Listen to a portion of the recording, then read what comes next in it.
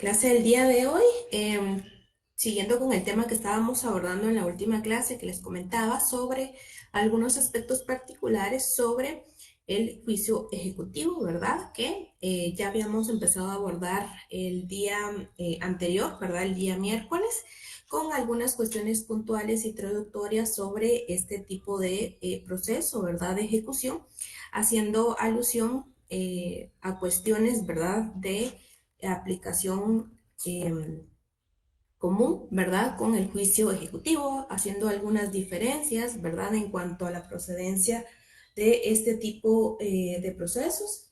Eh, Habíamos hablado un poquito sobre el concepto del juicio ejecutivo en la última clase, estableciendo que este tipo de procesos se diferencia o se caracteriza, ¿verdad? Particularmente porque esta cuenta con dos fases, ¿verdad? A diferencia del juicio en la vía de apremio, que hablábamos particularmente de una ejecución propiamente dicha.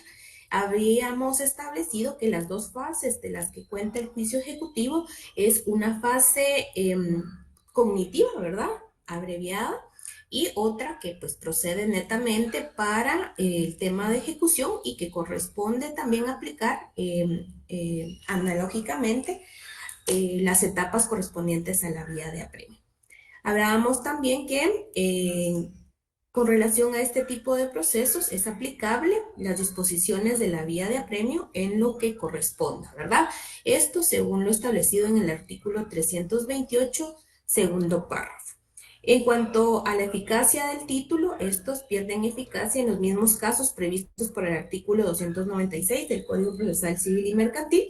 Y aquí hacíamos una anotación, la última clase, con relación a cómo entender este artículo, ¿verdad? Con relación a la eficacia de los títulos, analizando que en su momento establecíamos que en los juicios, en los títulos correspondientes a la vía de apremio, pues existían ciertas particularidades, ¿verdad? Sobre la garantía que había en algunos casos preestablecida, ¿verdad? Que daba pie a prenda de hipoteca y que en estos casos, ¿verdad?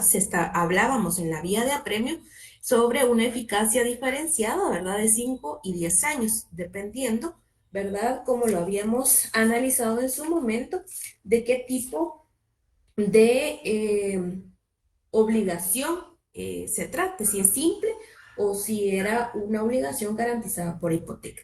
Les hacía yo alusión en la última clase que es importante que analicemos el artículo 296, particularmente con el análisis que ya habíamos abordado sobre los distintos títulos que configuran, ¿verdad?, la procedencia del juicio ejecutivo. Y les establecía yo, ¿verdad?, en la última clase que por la naturaleza de este tipo de títulos, ¿verdad?, propiamente, pues hablábamos que en ocasiones o rara vez pues van a estar garantizados, ¿verdad? Con hipoteca o prenda. En ese sentido, tenemos que aplicar, ¿verdad? El análisis que a lo que se refiere el artículo 296 aplicable a los títulos de juicio ejecutivo debe ser estableciendo que son 5 años, ¿verdad? Estableciendo que rara vez, ¿verdad? Vuelvo a repetir, van a estar garantizados por prenda de hipoteca. Era una de las cuestiones que hacíamos alusión en la última clase y que era necesario que tomáramos nota. También hablábamos de a lo que se refería, ¿verdad? La etapa de comisión sumaria, ¿verdad? Y hacíamos la diferencia entre los procesos de conocimiento per se, ¿verdad? Que ya hemos visto en las distintas clases anteriores, con la etapa y la finalidad que persigue esta parte cognitiva en un juicio ejecutivo. Y al respecto hacíamos alusión de que la cognición sumaria se diferencia de la cognición o a la fase de conocimiento ordinaria por dos caracteres, que son ambos la consecuencia en su finalidad puramente instrumental, el de ser incompleta y el de ser provisional, ¿verdad? Hablábamos que esa era una de las características de esta pequeña fase de cognición o de conocimiento en el juicio sumario, que se caracteriza por ser incompleta y provisional. Y hablábamos en la clase anterior sobre por qué decíamos que estas fases, ¿verdad?, eran incompletas y porque también hablábamos de que la fase era provisional.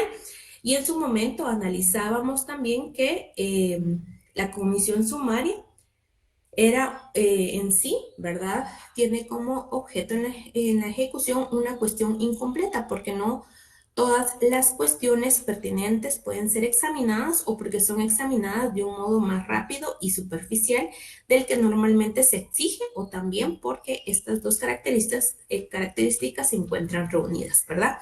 Hablábamos específicamente de que era provisional en el sentido de que no está destinada a crear la certeza en torno a la existencia o la existencia del derecho controvertido, sino solamente un cierto grado de probabilidad, y que, pues, derivado a esta característica provisional, hablábamos de que la sentencia que se emite en la fase cognitiva del juicio ejecutivo, ¿verdad? No estaba no configuraba, ¿verdad?, cosa juzgada, y por ende, pues podría ser revisada, ¿verdad?, o discutida nuevamente en un juicio ordinario posterior, ¿verdad? Esto, pues, según lo establecido en el artículo 335. Y vamos a ver también, y ahí era donde nos quedamos la clase pasada, ¿verdad?, cómo vemos las etapas propiamente del juicio ejecutivo y cómo también se van configurando estas dos características, ¿verdad? Tanto la característica incompleta como provisional de la fase cognitiva. También algún aspecto que dejamos, que no les había comentado en la clase anterior y que es importante que analicemos, es que aunque el juicio ejecutivo se utiliza generalmente para hacer valer deudas dinerarias, como lo habíamos visto en algunas características, al igual en el juicio en la vía de apremio, ¿verdad?, que hablábamos que era una característica esencial para los juicios ejecutivos que se relacionara a una cantidad líquida y exigible, ¿verdad? En este sentido, en el juicio ejecutivo, pues también, ¿verdad?, vamos a hablar de la necesidad de establecer que debe ser utilizada para valer deudas dinerarias por lo general, pero también es que tenemos que analizar que no siempre, ¿verdad?, va a ser de esta manera, particularmente en la aplicación del juicio ejecutivo común, ¿verdad?, que les hablaba yo que muchas veces se denomina juicio ejecutivo común, porque del análisis del artículo 332, y esto sí quiero que lo subrayen muy bien, es que vamos a ver que establece que algunas veces no se concreta en una sentencia de trance o remate, puesto que puede ser objeto de ejecución otro tipo de obligaciones, y el Código Civil establece que además de resolver las excepciones alegadas, el juez declarará si ha o no lugar a hacer trance y remate de los bienes embargados y pagar al acreedor si procede la entrega de la cosa, la prestación de hecho, su suspensión o destrucción, y en su caso el pago de daños y perjuicios. Esto quiero que lo analicemos muy bien, porque si ustedes se recordarán, ¿verdad?, un aspecto que veíamos en su momento cuando analizábamos el juicio ejecutivo en la vía de apremio, establecíamos propiamente que debían establecerse previamente obligaciones, ¿verdad?, y que daban pie a los títulos que per se nos estipula para el juicio ejecutivo en la vía de apremio. Como analizábamos, uno de los títulos de mayor relevancia, o que por lo general siempre se utiliza, eran las sentencias pasadas en autoridad de cosa juzgada.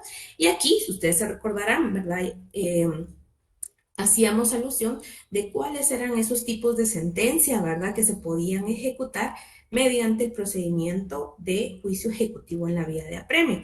Ustedes ya lo vimos reiteradas veces y es de conocimiento de todos, ¿verdad?, aquella alusión que hacíamos de que en juicio ejecutivo en la vía de apremio eran ejecutables aquellas sentencias, ¿verdad?, únicamente de carácter condenatorio.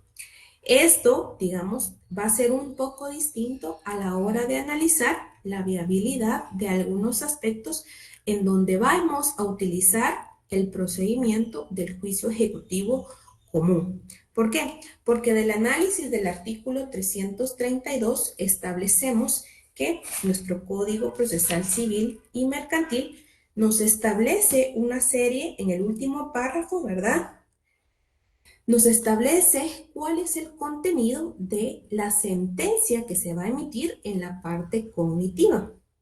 Y esto de una vez les adelanto, ¿verdad? Como les decía yo en la última clase, que vamos a tener que analizar y la base del juicio ejecutivo común, el procedimiento y las etapas son aplicables también, ¿verdad?, a los juicios ejecutivos especiales. Y por eso el propio artículo 332, al analizar en su último párrafo, nos da respuesta a esto, ¿verdad?, especialmente al establecer que, además de resolver las excepciones alegadas, el juez declarará si ha lugar a trance y remate de los bienes embargados y pago de acreedor. Acá colocamos en esta primera parte del último párrafo del artículo 332, quiero que hagan la anotación, si corresponde, ¿verdad?, a los títulos del 327. Entonces, en esta parte donde dice, además resolverá las excepciones alegadas, el juez declarará si hay lugar a trance y remate de los bienes embargados y pagar al acreedor. En esta primera parte que quiero que subrayen, quiero que le hagan la anotación que nos vamos a estar refiriendo a que esa sentencia es aplicable, ¿verdad?, al juicio ejecutivo per se, que se va a instar en observancia de los títulos establecidos en el artículo 327, ¿verdad?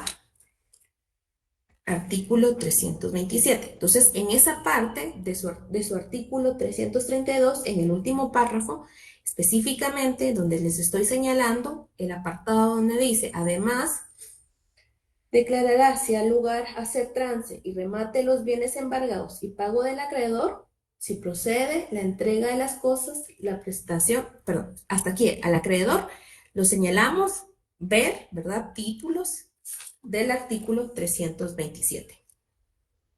Además, si vemos, este artículo nos establece otro supuesto que nos indica que también en la sentencia se puede declarar si precede la entrega de la cosa, la prestación de hecho, suspensión o destrucción y en su caso el pago de daños y perjuicios.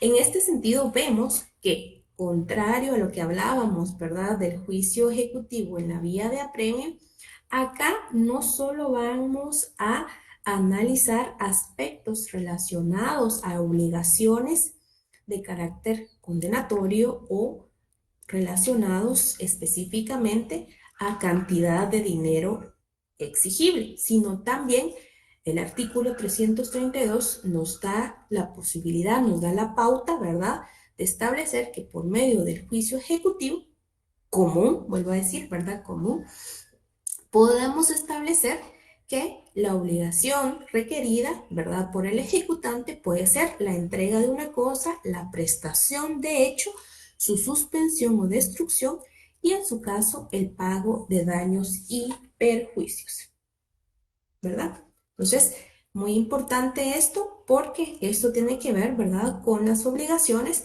y específicamente, ¿verdad?, vamos a analizar que más adelante vamos a ver que tiene que ver también con el juicio de ejecuciones especiales. Entonces, dejamos esa anotación, que es una diferencia, vuelvo a repetir, con la exclusividad que hablábamos por los títulos que analizábamos en el juicio ejecutivo en la vía de apremio, ¿verdad? Que eran títulos que tenían ciertas características diferentes a los que ya analizamos para el juicio ejecutivo común. Entonces, era un aspecto que también teníamos que analizar ahí y que quería que hicieran la anotación correspondiente. Bueno, en la clase anterior, pues hacíamos un recuento, ¿verdad?, de los títulos ejecutivos correspondientes para instar el juicio ejecutivo común según el artículo 327. Ya hablamos, hicimos las anotaciones en las últimas clases, ¿verdad? Primero, sobre los testimonios de las escrituras públicas. Acá yo les hablaba que específicamente debemos analizar que el artículo 66 del Código de Notariado, ¿verdad?, nos establece nos establece 3 tipos de testimonios, ¿verdad? Sin embargo, al testimonio de lo que nos estamos refiriendo acá, específicamente es el testimonio de la escritura pública, ¿verdad? Entonces, así hay que hacer la anotación muy importante que estamos hablando específicamente del testimonio de escrituras públicas, ¿verdad? Que contengan algún tipo de contratos del cual pues se pueda derivar, ¿verdad? Algún tipo de obligación que pueda ser susceptible a ser ejecutada mediante el procedimiento del juicio ejecutivo.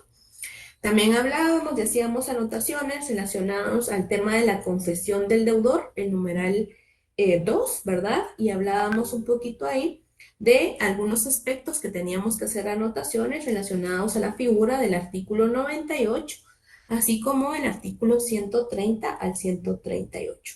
En cuanto al título desarrollado en el numeral 3, hacíamos mención ahí de que son documentos privados suscritos por el obligado o por su representante y reconocidos o que tengan por reconocido ante juez competente de acuerdo a el artículo 98 y el 184 y los documentos privados con legalización notarial, ¿verdad? También el artículo 4 establecíamos los testimonios de las actas de protocolización de los protestos, ¿verdad? Y acá en este título, particularmente en el numeral 4, hacíamos alusión de que, según lo estipulado en el Código de Comercio, ¿verdad? Puede establecerse que, o debe leerse que para el tema de títulos relacionados con el Código de Comercio, ¿verdad? Títulos de crédito, por ejemplo, puede establecerse como título ejecutivo las copias simples, ¿verdad? Entonces hacíamos esa anotación. Y también hablábamos, por último, del artículo 327 en su numeral 7, donde hacíamos algún tipo de anotaciones que ustedes pues también ya colocaron relacionados a que también van a ser considerados toda clase de documentos que por disposición especial tengan fuerza ejecutiva. Es decir, aquellos documentos que están desarrollados en otras leyes y que establecen per se, ¿verdad?, que van a ser considerados títulos ejecutivos. Entonces, en ese sentido, hablábamos y poníamos ahí algunos ejemplos que también ustedes tienen ya en el documento que les compartí, que son, por ejemplo, los billetes de lotería, ¿verdad?, establecidos en el artículo 2142 del Código Civil. También hablábamos sobre algunos aspectos desarrollados, por ejemplo, en el artículo 110 de la Ley de Bancos, como lo son las libretas de ahorro, ¿verdad? Los certificados de depósito, certificados de inversión, bonos, títulos valor, materializados o representados por medio de anotaciones en cuenta.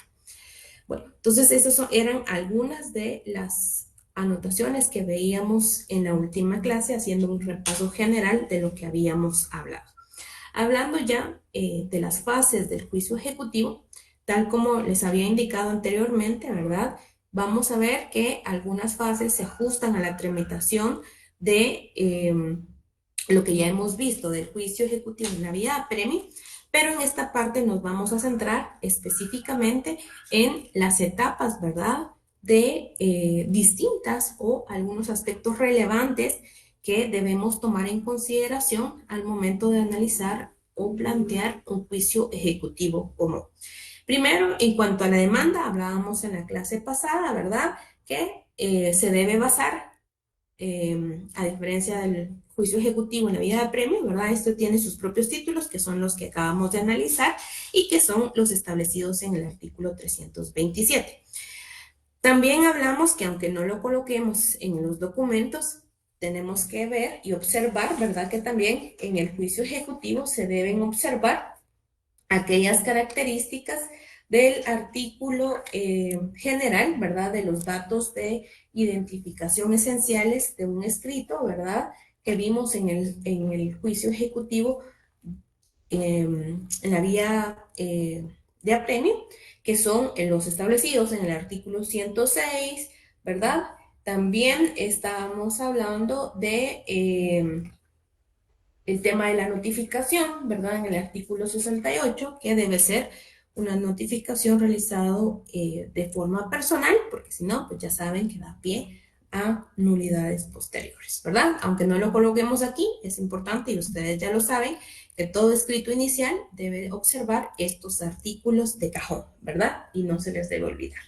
Bueno, En cuanto al tema del mandamiento de ejecución y embargo, acá, como etapa 2 o segunda fase del proceso de ejecución común, vamos a establecer que el Código Procesal Civil nos indica que una vez promovido el juicio ejecutivo, el juez, primero, esto sí, ¿verdad?, calificará el título en que se funde la petición y si lo considera suficiente y la cantidad que se reclama fuera líquida exigible, despachará el mandamiento de ejecución, ¿verdad?, ordenando el requerimiento del obligado y el embargo de bienes si fuere procedente. En la misma resolución dará audiencia por 5 días al ejecutado para que se oponga o haga valer sus excepciones, ¿verdad? Esto lo establece el artículo 329 del Código Procesal Civil y Mercantil. Analizando este artículo 329, quiero que me indiquen ustedes de esta primera resolución qué cosas son similares con el juicio ejecutivo en la vía de apremio y qué cosa tenemos o qué fase tenemos distinta que estamos viendo para el juicio ejecutivo común. ¿Qué cosas son similares y qué cosas vemos distintas? A ver, compañeras, compañeros. ¿Yafet? De similar principalmente sería que primero va a calificar el título en que se funda y si considera suficiente y de cantidad fuera líquida exigible, despachará mandamiento de ejecución ordenando el requerimiento del obligado y el embargo de bienes si ese fuera el procedente. La diferencia es que aquí dará audiencia por 5 días al ejecutado para que se oponga y haga valer sus excepciones. Muy bien, acá vamos a remarcar justamente como lo indicaba el compañero, ¿verdad? Que aquí sí es obligatorio, ¿verdad? Dar audiencia por 5 días al ejecutado, ya sea para que se oponga, ¿verdad? Al requerimiento o bien haga valer sus excepciones. Otra de las cuestiones que quisiera hacerles ver en este aspecto, como por ejemplo, yo les pongo un ejemplo. Da el caso, analicemos que al momento de plantear la demanda se sustenta sobre el testimonio de una escritura pública en el que se establece un reconocimiento de deuda, ¿verdad? Es decir, se celebró un contrato notarial en el que se reconoce deuda y acá se presenta un testimonio de la escritura pública que establece ese contrato de reconocimiento de deuda. ¿Será que al momento ustedes de ser jueces y calificar el título, se puede considerar suficiente estableciendo que, por ejemplo, el contrato establezca un plazo, ¿verdad? Establezca que, por ejemplo, con fecha de agosto de 2025, 30 de agosto de 2025, la persona Juan López se reconoce deudor por la cantidad de 5,000 quetzales de la señora Ana López, ¿verdad? Y esto quedó establecido en un contrato de reconocimiento de deuda en una escritura pública, con una condición de que se establecería un plazo de cumplimiento para el 30 de septiembre, un mes de 5,000 quetzales, pongamos. Ustedes como jueces, al momento de calificar, perdón, el título que se les presente, ¿consideran suficiente ese título para establecer el inicio del requerimiento de ejecución? A ver, pensemos. Sí pudiera, o sea, sí lo pudiera calificar decir, y darle trámite, pero para eso es que nos va a servir la audiencia, ¿no? Para ver, porque ahí al que estamos ejecutando, entonces a él se puede oponer o presentar alguna excepción diciendo, mire, o yo no cumplí porque esta parte no cumplió, o yo sí lo pagué y está mintiendo, creería yo, ¿no? Ahí vamos a dejar esta opinión de Manuel, que verdad es muy importante, pero acá si se dan cuenta, el requisito previo, Manuel, ¿verdad? Antes de entrar a la fase cognitiva, que ahí ya vamos a establecer por la naturaleza del título, algunas cuestiones cognitivas, exactamente, ¿verdad? Vamos a discutir, pero acá, recuérdense, acá es para calificar el título en el que se funde, si lo considera suficiente, ¿verdad? Y la cantidad es líquida en este caso que se está reclamando fuera líquida exigible. Ese es el requisito previo. ¿Ya fue? Perdón, es que, ¿por medio de qué? ¿Qué fue lo que presentaron, digo? Un testimonio de una escritura pública de un contrato de reconocimiento de deuda. Ah, ok, ok. Y era el 30 tenía, y se comprometió a pagar hasta el 30 de septiembre de Exacto. pasado. En ese caso, sí, porque primero es exigible porque ya venció el plazo. El título es procedente porque está dentro de los del artículo 327 y la cantidad sí es líquida y exigible. O sea, son 5.000 quetzales, exacto, sí está definido. Claro, exacto, ¿verdad? Vemos que en este caso que les digo hipotéticamente, Manuel, como lo establecía, ¿verdad? Puede haber o dar pie quizás a cuestiones de oposición, que esa va a ser la otra fase. Sin embargo, recuérdense que aquí, al igual que en el juicio ejecutivo en la vía de apremio, lo que primero tenemos que analizar, ¿verdad? Es los presupuestos de ejecución. ¿Verdad? Primero, y que veíamos, y que eso sí es aplicable, recuérdense, para todos los procesos de ejecución. Es decir, la acción ejecutiva, patrimonio ejecutable, ¿verdad? Y si efectivamente tiene el título eficacia, ¿verdad? Fuerza ejecutiva, ¿verdad? Entonces, acá primero, Manuel, vamos a analizar que según este precepto, ¿verdad? En cuanto a la primera resolución, el juez debe calificar el título, es decir, vamos a verificar si entra dentro del listado del artículo 327. ¿Verdad? Si está contemplado como uno de los títulos para instar a accionar la vía del juicio ejecutivo. Les explicaba, les refería más bien que si estamos instando a través del juicio ejecutivo por un título o por un testimonio de una escritura pública que contiene, aquí es donde yo les agrego, ¿verdad? Porque obviamente el artículo 327, si ustedes se dan cuenta, y por eso les hacía yo la anotación, nos establece únicamente testimonio de la escritura pública. Pero los testimonios de la escritura pública, recuérdense ustedes que nos van a desarrollar, ¿verdad? O nos van a dar pie que pueden haber distintos declaraciones de voluntad o contratos que se celebren mediante el instrumento público, ¿verdad? Eso lo van a ver ustedes, yo creo que ya lo están viendo en notariado, pero van a ver ustedes que hay ciertos contratos que sí se pueden celebrar, ¿verdad? Mediante escritura pública, es decir, ante notario, ante reconocimiento de un notario.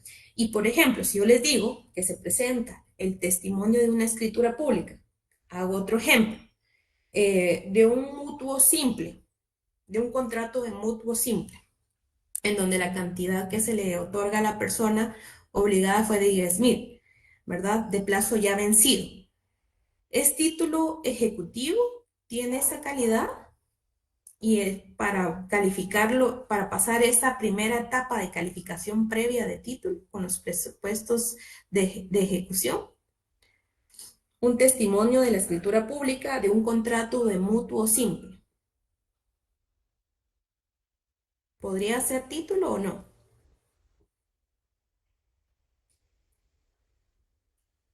A ver, compañeros, un poquito de civil. ¿Qué es eso? Civil 4. Los contratos. ¿A qué nos referimos con el contrato de mutuo? Vamos a ver, primero empecemos por ahí.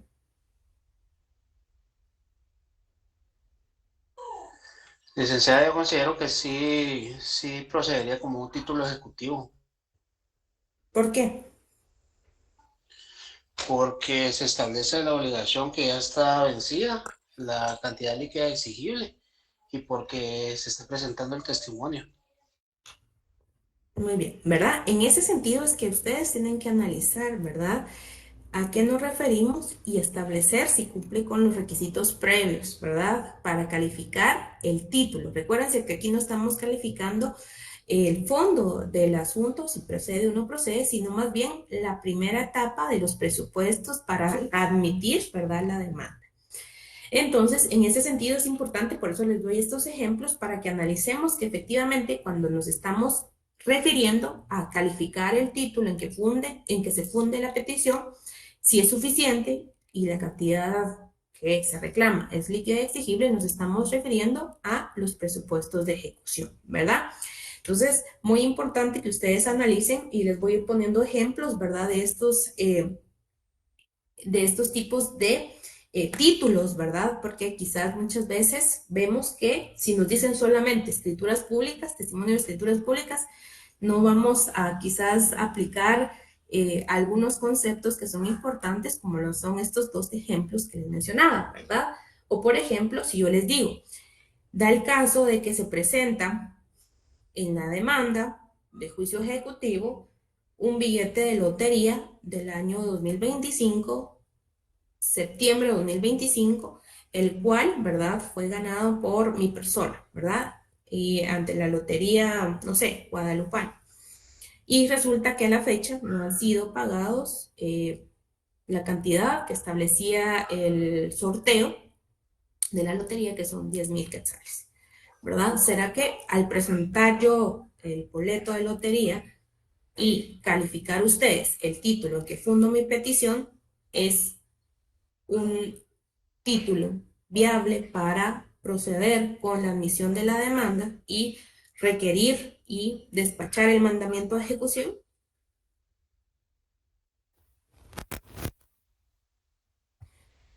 Eso no un título aplicable para promover la demanda. Si es un título ejecutivo, licenciada, en base al numeral 7 del artículo 327, que Y el establece que todo artículo, caso de fomento, ese se fundamenta en el artículo 2142 del Código Civil. exacto, ¿verdad? Porque ahí se acuerdan que aquí, en este caso, tenemos que remitir no solo lo que nos refiere el artículo 7, sino también lo que específicamente nos establece la ley especial. Ya Fe tenía levantada la mano, creo yo.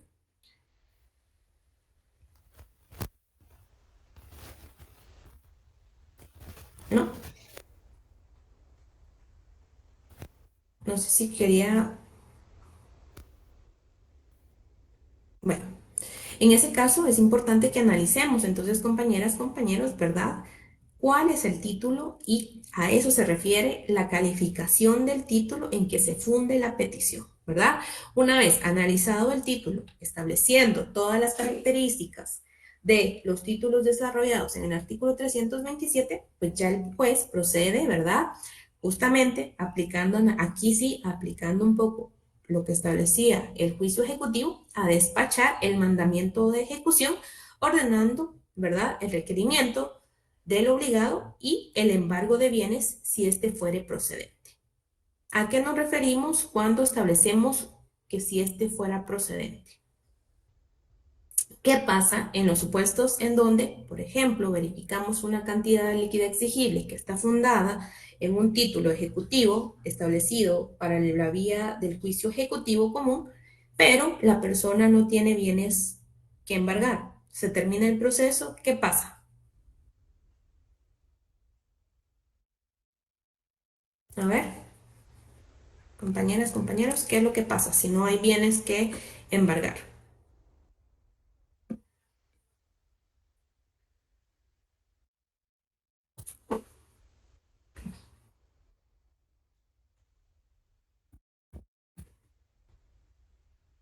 Compañeras, vamos a ver qué decíamos en el juicio ejecutivo en cuanto al tema del patrimonio ejecutado.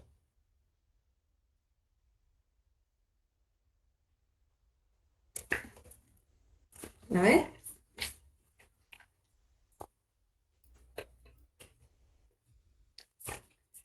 Decíamos que ahí se terminaba el proceso. No, licenciada, no termina el proceso, sino que si en algún momento la persona tiene algún bien embargable, más adelante se puede retomar. Exacto, ¿verdad? Sin embargo, aquí es importante que analicemos también que el proceso sí va a continuar, ¿verdad? El proceso sí lo vamos a elucidar en cuanto a la fase cognitiva, en cuanto a si hay lugar, ¿verdad? A la ejecución, ¿verdad? Al trámite del juicio ejecutivo.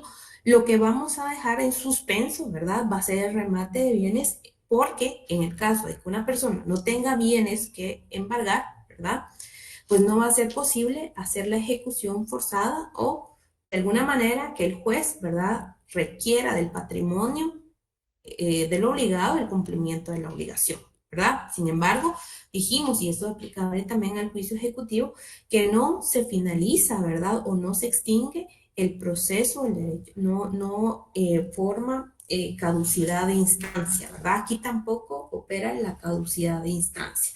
Eso recuérdense bastante, es bastante importante que aquí, al igual que en el juicio ejecutivo en la vía de apremio, si no hay bienes, ¿verdad?, que se puedan embargar, no hay, ¿verdad?, caducidad de instancia. Entonces, eso también es algo que tienen que tener presente. Bueno, analizando entonces esas cuestiones, que son cuestiones en cuanto a la demanda, el mandamiento de ejecución, dijimos que acá entonces se agrega, o la cuestión distinta al juicio ejecutivo en la vía de apremio, va a ser la audiencia por 5 días. En cuanto a las actitudes del demandado, en esta etapa del proceso, en el juicio ejecutivo común, vamos a ver que, a diferencia del juicio ejecutivo en la vía de apremio, acá en el juicio ejecutivo común, vamos a ver que existen 4 sentidos en los cuales, ¿verdad?, el demandado pueda asumir una actitud. Primero, que el demandado pague lo adeudado al momento en el que se le requiera, ¿verdad?, el cumplimiento de la obligación. Entonces, ¿qué pasa en este caso?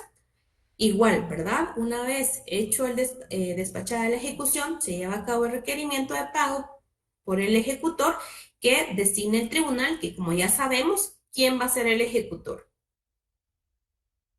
Acá vamos a aplicar también analógicamente lo estipulado en el artículo 298 del Código Procesal, que recuérdense que acá es un empleado o bien un notario, ¿verdad? Un notario o empleado del juzgado que va a poder fungir como ejecutor. Bueno, en este sentido también, si se procede con el pago de lo requerido, ¿qué pasa? ¿Qué pasa si al momento de requerir el pago el obligado cancela la cantidad que se le requiere? A ver, compañeras, compañeros. Ya no habría más que proceder en la demanda, ahí finalizaría el proceso. ¿Alguien más?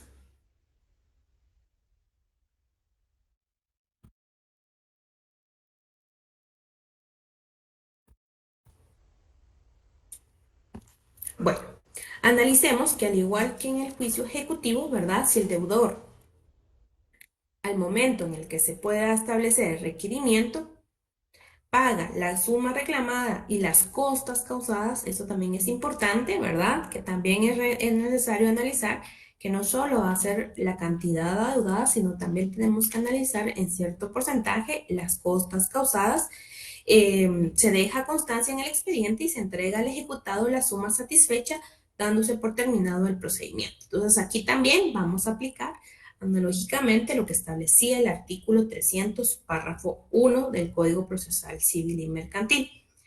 Y acá les hago la anotación porque muchos, pues en estas evaluaciones vi que hubo un poquito de complicación ahí, que desde luego también, ¿verdad?, las costas habrán que liquidarlas para saber su monto exacto, ¿verdad? Esto se los anoto porque no siempre se establece en las demandas que se le condene el pago de las costas a las que uno arribó o a las que el demandante arribó por iniciar el proceso.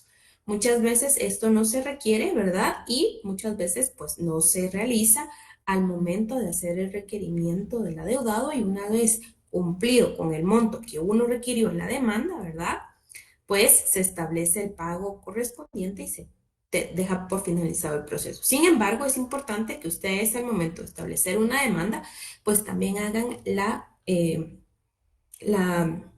estipulación aproximada, ¿verdad?, el requerimiento de costas sobre lo actuado o lo que se vaya a actuar dentro del proceso. Entonces, eso también es muy importante que ustedes lo conozcan.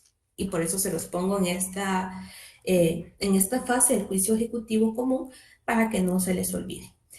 También es necesario establecer que si en dado caso el deudor o el obligado al momento de que se le solicite el requerimiento del pago no lo es efectivo, pues en este caso, al igual que el artículo 300 aplicable al juicio ejecutivo en la vía de apremio, el ejecutor va a proceder, ¿verdad?, a embargar bienes si estos fueran establecidos en la demanda o si bien si se tiene conocimiento de que tiene algún tipo de patrimonio ejecutable, ¿verdad? Y que esto se debe plasmar previamente, ya lo habíamos hablado también en el juicio ejecutivo. Si uno sabe que alguien tiene un patrimonio, pues hacerlo saber en la demanda para que así, al momento de requerir el pago, si no se hace efectivo, pues el ministro ejecutor pueda proceder, ¿verdad?, a hacer el embargo, ¿verdad?, de los bienes que nosotros estipulamos previamente como posible patrimonio ejecutable.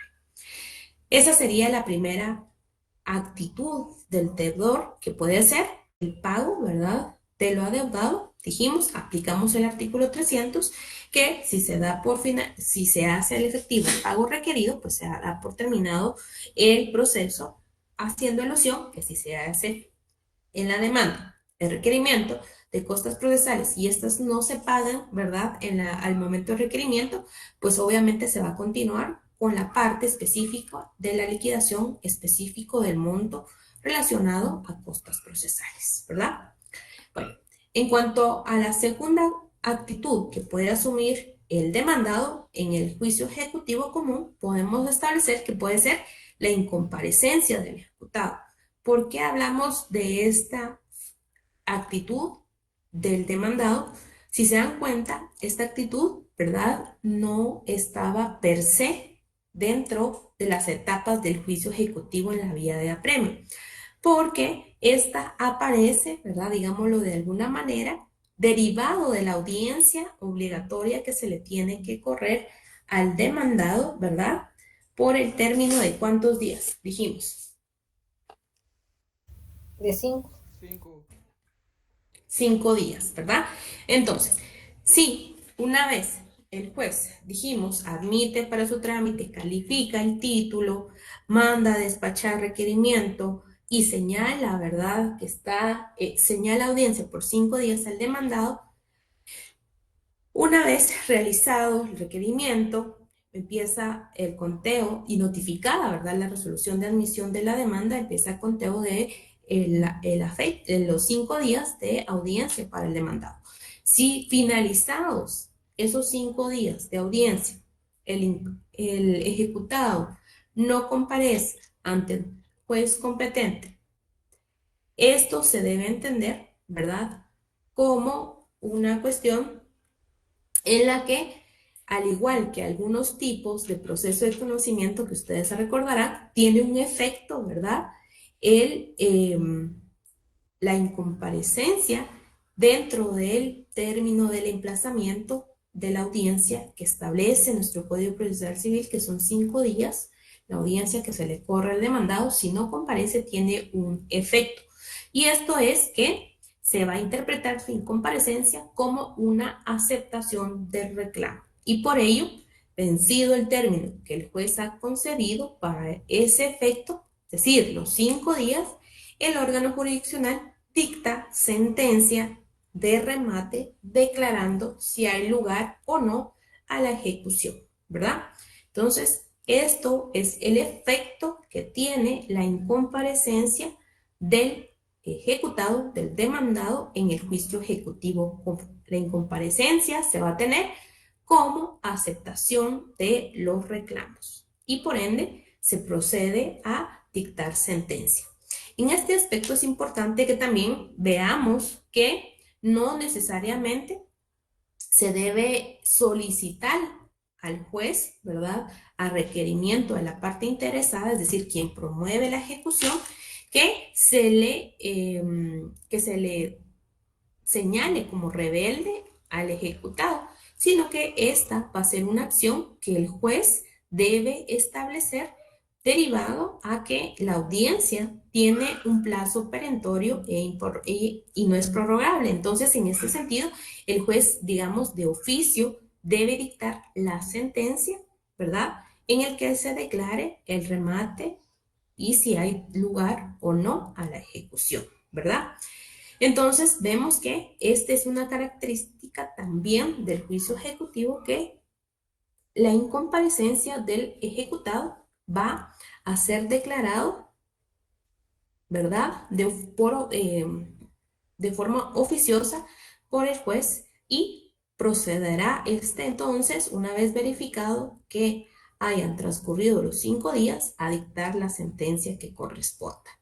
También debemos observar que aunque la incomparecencia del demandado implica en realidad una aceptación de reclamo, el código, ¿verdad?, faculta, o las leyes más bien, facultan al juez para desestimar el reclamo aún en esa situación. Esto es así porque los amplios poderes que tiene el juez en el proceso de ejecución para calificar la validez del título ejecutivo, pues son un poco más allá de netamente establecer su validez, ¿verdad? Entonces, vamos a analizar esta parte.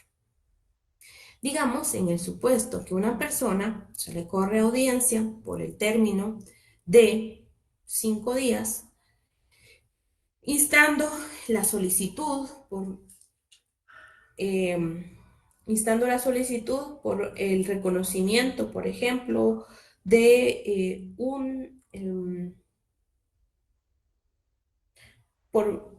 derivado a una confesión que se hizo prestada judicialmente, en la que la persona, pues, adeudada o obligada, se declara que efectivamente, ¿verdad?, le adeuda cierta cantidad a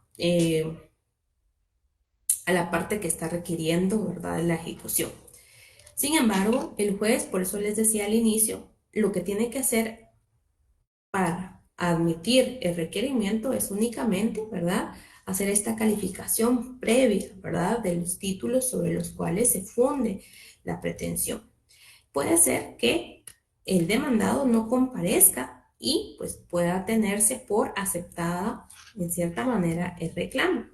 Sin embargo, posteriormente, al momento en el que el juez debe dictar la sentencia, puede analizar que el contenido del título presentado, si bien es cierto, reúne las características para promover, ¿verdad?, algún requerimiento de ejecución, puede establecerse que contravengan otras circunstancias en las que no necesariamente se decrete, ¿verdad?, que hay lugar al juicio ejecutivo. Es decir, puede que después se establezca que efectivamente la persona, ¿verdad?, a la que se le está requiriendo, por ejemplo, se verifique que no es la persona a la que se le está demandando, por ejemplo, ¿verdad? Digamos que se analice a profundidad el título presente, la obligación, no el título, se analice la obligación que se está reclamando y que se establezca que efectivamente no corresponde, ¿verdad?, a la persona, o no existe una obligación de la persona que se está demandando.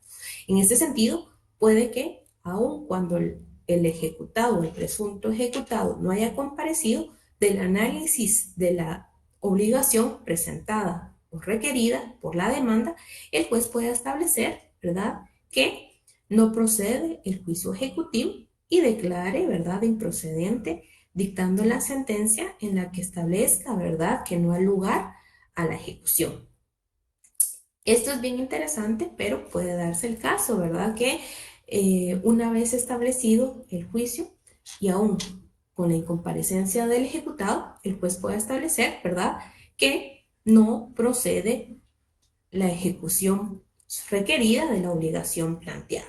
Entonces, esto es bien importante para que hagamos análisis y entendamos que una cosa es la calificación de los presupuestos de ejecución, como lo son el título, ¿verdad?, que se adjunta, y otra cosa es la obligación que se está requiriendo ejecutar mediante el procedimiento en juicio ejecutivo. Y por eso también era la importancia de que este juicio en particular, juicio de ejecución, tiene una parte cognitiva en la cual, en esta parte cognitiva sumaria, ¿verdad?, es decir, breve, se va a analizar justamente una parte de la obligación que se está requiriendo. Es decir, si existen preceptos o sustentos mínimos para sustentar que efectivamente la obligación existe. Y ese es el objeto de esa fase cognitiva.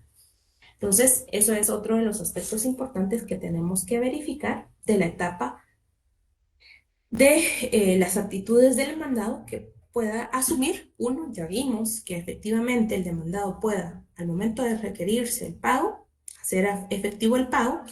Y otro de las actitudes que puede asumir es la incomparecencia dentro de los 5 días de audiencia que se le corra, los efectos y la sentencia que puede emitir el juez aun cuando verifique la incomparecencia del ejecutado. Eso es muy importante que ustedes tengan presente. Y la tercera actitud que puede asumir el demandado o el ejecutado es la negación de pago. Aquí se los voy a dejar, solo nos vamos a tomar unos 3 minutitos, por favor, para que puedan llenar la asistencia. Se les van a pasar ahorita el link de la asistencia, por favor. Vamos a tomarnos 3 minutos para que puedan llenar asistencia. El tema es juicio ejecutivo clase 2. Ahí está en el chat, por favor. Tienen la asistencia en estos 3 minutitos y continuamos con la clase.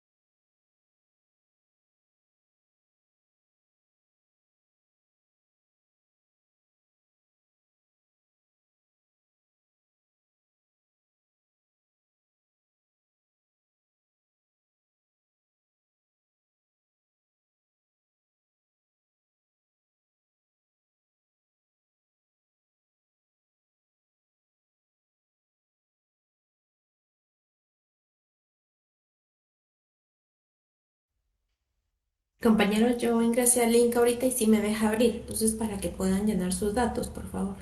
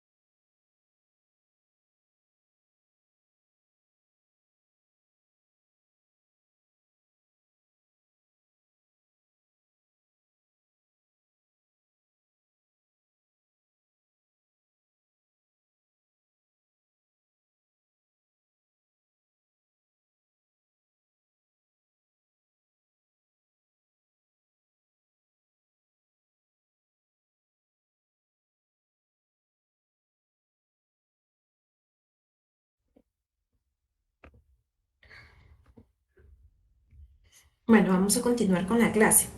Quiero terminar estos puntos para poder avanzar. En cuanto a la tercera actitud del demandado, como les decía, podemos verificar que esta puede ser la negación del pago, ¿verdad? Aquí en los documentos que les envié, por favor, vamos a hacer una corrección, porque esto yo lo copié un poquito rápido de alguno de los procesos que eran aplicables al juicio ejecutivo en la vía de apremio, pero en cuanto a la negación de pago, solamente vamos a dejar lo siguiente. Una vez requerido el pago por el ministro ejecutor, si éste no se hiciera efectivo, se aplicarán las mismas disposiciones que en el juicio ejecutivo de la vía de apremio, para lo cual se decretará el embargo de bienes en su caso. Hasta ahí lo vamos a dejar. ¿Por qué? Porque si se dan cuenta, ¿verdad? La última parte que yo les tenía era únicamente se exceptúa de requerimiento y del embargo la obligación que estuviera garantizada con prenda de hipoteca. ¿Por qué esto no es aplicable, compañeras, compañeros? Vamos a ver. Según lo que ya Porque vimos. los títulos ejecutivos del artículo 327, ninguno es de prenda o hipoteca. Rara vez van a ser de prenda hipoteca, exacto. Entonces, por favor, ahí, por favor, esto lo vamos a tachar porque esto yo lo jalé únicamente de lo aplicable en el juicio ejecutivo. Entonces, por favor, esa parte, ustedes en su documento lo van a tachar justamente, ¿verdad? Haciendo análisis de lo que ya explicamos, que particularmente en los títulos ejecutivos del artículo 327 que dan pie al juicio o procedimiento de ejecución común, ¿verdad? Rara vez vamos a ver, ¿verdad? Que estén garantizados con prenda hipoteca por la naturaleza misma de los procesos y también por eso que tenemos una fase cognitiva sumaria, ¿verdad? Entonces eso lo vamos a omitir. Entonces vamos a dejar que efectivamente si se niega al pago, lo que sí procede, la única parte que sí vamos a aplicar analógicamente del juicio ejecutivo en la vía de apremio es que se va a decretar el embargo de los bienes que nosotros, ¿verdad? En su caso, en la demanda, hayamos presentado como posibles bienes embargables o que pueden ser requeridos como para cumplimiento de la obligación. Entonces, únicamente nos vamos a quedar con que se va a decretar el embargo de bienes, si estuvieran o que hubieran en su caso. Si no, dijimos que continúa el proceso y una vez declarada la responsabilidad del obligado, vamos a dejar en pausa, ¿verdad? Hicimos o accionamos nuestro derecho. Sin embargo, esto va a dar pie a que si no hay bienes, se va a quedar en suspenso y no va a proceder la caducidad de instancia hasta que encontremos bienes o que el obligado pues pueda hacerse de bienes que puedan cumplir, ¿verdad? Con el objeto de la ejecución que estamos instando. Bueno, una vez realizado el embargo, se espera que el ejecutado evacúe la audiencia conferida de 5 días y una vez discutida la sentencia que apruebe el juicio ejecutivo, se procederá a la fase de tasación, si fuera el caso, y luego el remate, siguiendo el proceso dado para el juicio en la vía de apremio, ¿verdad? ¿Sí, Eduardo? Disculpe, licenciada, cuando usted menciona las disposiciones que el juicio ejecutivo en la vía de apremio se aplicarán, ¿a qué artículo nos referimos? Disculpe. ¿En cuál parte, Eduardo? Cuando dice que la negación del pago, dice que se aplican las mismas disposiciones que en el juicio ejecutivo en la vía de apremio, pero ¿a qué artículo nos referimos? Disculpe. Sí, acá, entonces, solo tírenle una flechita, si quieren, les voy a poner de aquí, tírenle una flechita para acá. Los que se refieren específicamente, ¿verdad? A el embargo de bienes, también a los que se refiere a la tasación, a la fase de la tasación, al remate y las subsiguientes etapas del juicio ejecutivo en la vía de apremio, Eduardo. Por eso les digo que hay que quitar esta parte que le está checa. Entiendas entonces únicamente relacionado a decretar el embargo, ¿ok? A decretar el embargo a las fases de la tasación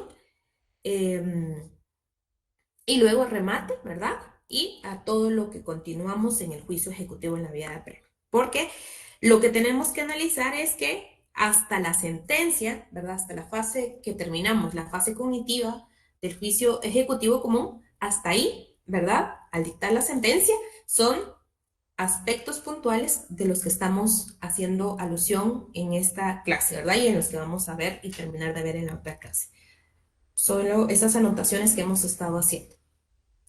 Bueno, entonces, esa puede ser la otra actitud del demandado y finalmente la actitud de oposición del ejecutado. Cuando hablamos de esta actitud, hay que establecer que el Código Procesal Civil, en relación a las actitudes específicamente del juicio ejecutivo común, se establece que el ejecutado se puede oponer y para ello debe presentar y razonar su oposición y si fuere necesario ofrecer la prueba pertinente, ¿verdad? Esto lo hablábamos en la última clase, ¿se recuerdan, verdad? Que era importante y era un requisito establecido en el artículo 331 que si el demandado se va a oponer a la pretensión de ejecución, es necesario que razone su oposición, es decir, que establezca los argumentos por los cuales se está oponiendo y que presente la prueba o sustente su oposición a través del ofrecimiento de prueba, ¿verdad? Porque si no, sin estos requisitos, el juez no le dará trámite a la oposición, ¿verdad? También es necesario establecer que si el demandado adopta esta actitud, lo que el código exige es que fundamente, ¿verdad?, su oposición y también que esta pues puede ser declarada sin lugar por el juez y aun cuando se haya opuesto al analizar su pretensión de oposición, puede analizarla y aun cuando se haya opuesto, declararla sin lugar y dictar la sentencia correspondiente, que es la sentencia de remate, ¿verdad?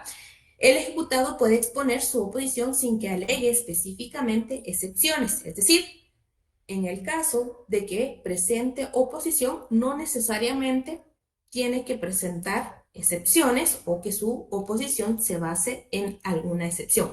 Puede ser indistintamente la oposición únicamente mediante presentación de argumentos o bien la oposición y la presentación de excepciones, ¿verdad?